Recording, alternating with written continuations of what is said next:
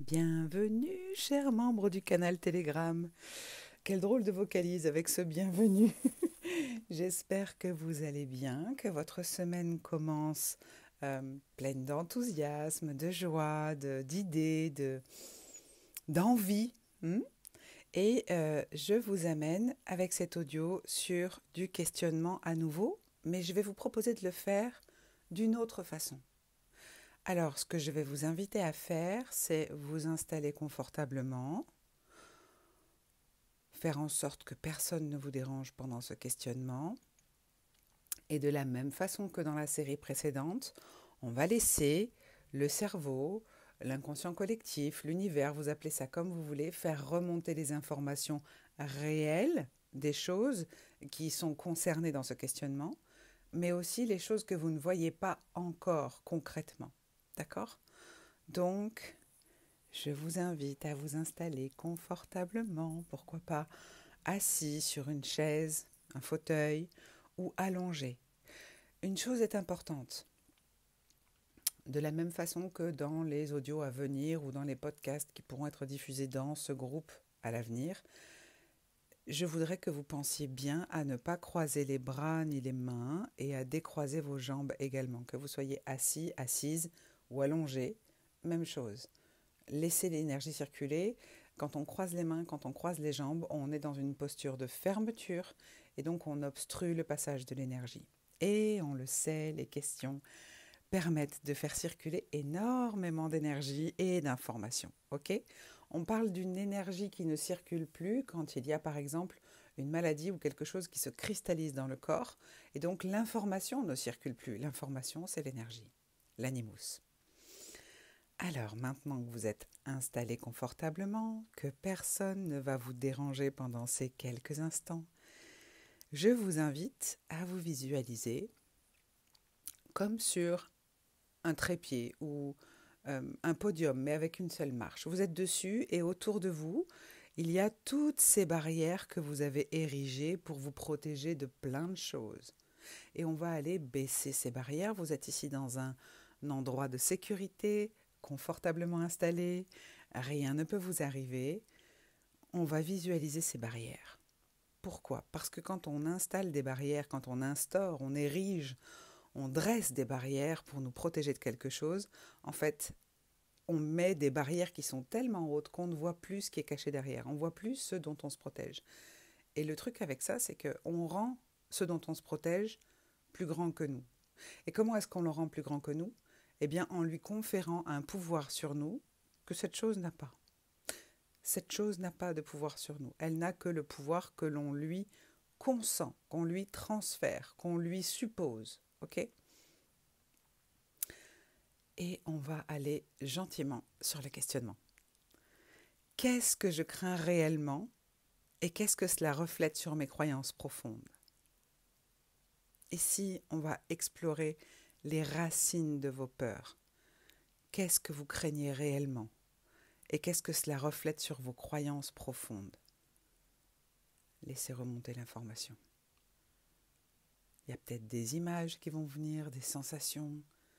Laissez remonter, laissez parvenir à vous les informations. Qu'est-ce que je crois devoir protéger en moi et est-ce réellement en danger ? Qu'est-ce que je crois devoir protéger en moi et est-ce réellement en danger cette partie de moi ? Cette question vous aide à évaluer la validité de vos besoins de protection. Okay ? Parce que quand on érige des trop grandes protections, encore une fois, finalement on se départit de notre propre pouvoir personnel sur nous, sur notre vie, en le donnant à cette chose dont on croit devoir se protéger. Qu'est-ce que je crois devoir protéger en moi et est-ce réellement en danger ? En quoi ces peurs me servent-elles ? Et quel serait mon état si je les lâchais ? En quoi ces peurs me servent-elles et quel serait mon état si je les lâchais ? Définitivement. Et laissez remonter l'information. Laissez venir les images, les sensations, peut-être un goût dans la bouche, un sentiment d'enveloppement ou de détachement. Soyez connecté à vos 5 sens. Cette question vise à comprendre comment les peurs peuvent être des mécanismes de défense qui finalement nous limitent. Vous m'avez peut-être déjà entendu dire, les mécanismes protecteurs du cerveau ne nous protègent de rien, si ce n'est qu'ils nous appartent du bonheur. Ils nous évitent d'accéder au bonheur. Quelle est la pire chose qui pourrait arriver si je lâchais ces protections? Et est-ce vraiment si terrible?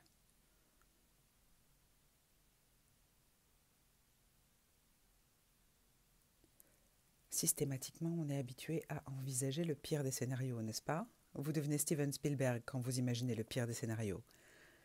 Là, cette question, elle vous invite à remettre en perspective, à prendre conscience de votre propre pouvoir. Quelle est la pire chose qui pourrait arriver si je lâche ces protections?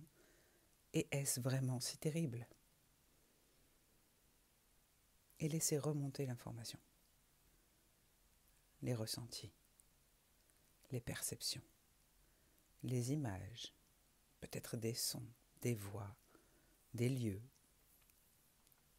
des goûts. De quoi suis-je capable au-delà de ces peurs qui me semblent plus grandes que moi, ces choses que j'ai rendues plus grandes que moi? De quoi est-ce que je suis capable au-delà de ça? Si tout de suite ces peurs-là ne m'empêchaient plus de rien, de quoi est-ce que je deviens capable instantanément, comme ça? Et si vous venez reconnaître votre potentiel au-delà des limitations imposées par la peur, au-delà de ces barrières si élevées que vous avez érigées,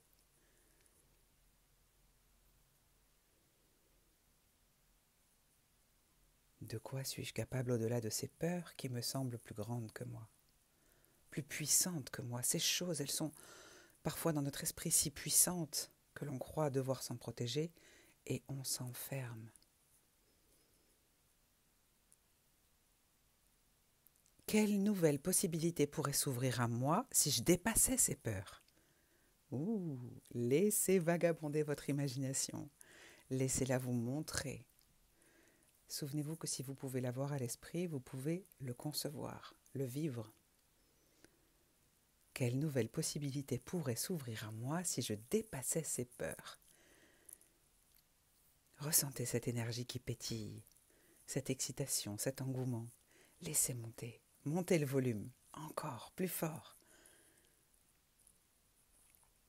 Une dernière fois, quelle nouvelle possibilité pourrait s'ouvrir à moi si je dépassais ces peurs?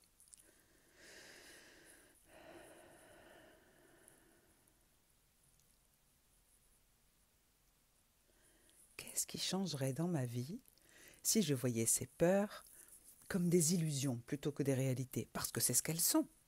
Qu'est-ce qui changerait dans ma vie si je voyais ces peurs comme des illusions plutôt que des réalités? Ici, vous vous aidez à reconceptualiser les peurs comme étant des constructions mentales plutôt que des faits. Alors qu'est-ce qui changerait dans ma vie si je voyais ces peurs comme des illusions plutôt que des réalités? Et là, vous avez des images qui viennent de tout ce qui pourrait changer, de tout ce qui se passe si vous mettez à part ces peurs.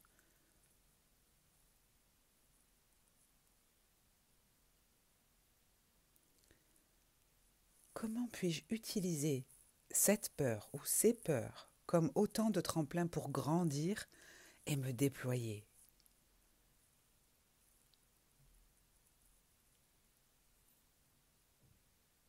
Ici, on essaye de transformer, de commencer à transformer la peur en une opportunité de croissance. La peur, c'est quelque chose de normal. Le courage, c'est quelque chose qui se travaille, qui s'entraîne. Et mine de rien, en travaillant avec ces questions, vous commencez à amorcer la machine du courage.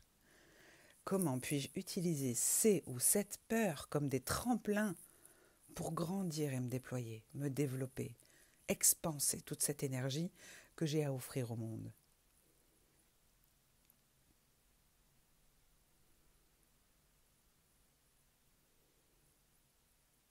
qu'est-ce que j'accepte dans ma vie en conservant ces peurs de protection?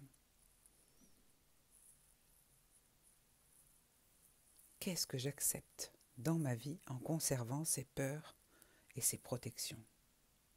Ici, on vient chercher à comprendre les conséquences que peuvent avoir le maintien des barrières, le maintien de ces peurs, l'entretien de ces peurs.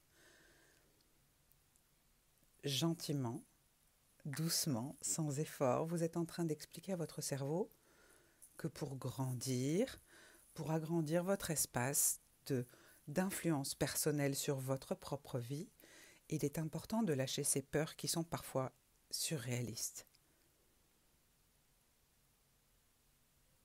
Qu'est-ce que j'accepte dans ma vie en conservant ces peurs et ces protections? Ou même mieux, qu'est-ce que je refuse de vivre en conservant ces peurs et ces protections?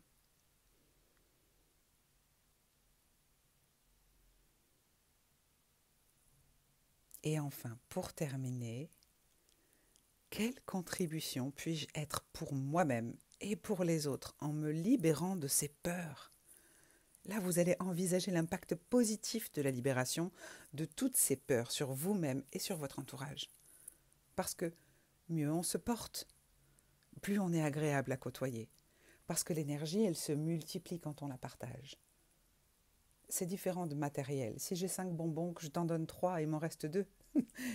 Mais l'énergie, si j'ai un fou rire en terrasse d'un café, il est probable que les gens autour, n'ayant pas entendu la conversation, se mettent à rire. C'est la propagation de l'énergie. Quand on la partage, elle se multiplie. Alors, quelle contribution peux-tu être pour toi-même et pour les autres en te libérant de ces peurs? Je vous souhaite une très très belle journée et n'oubliez pas de prendre soin de vous. Ciao ciao!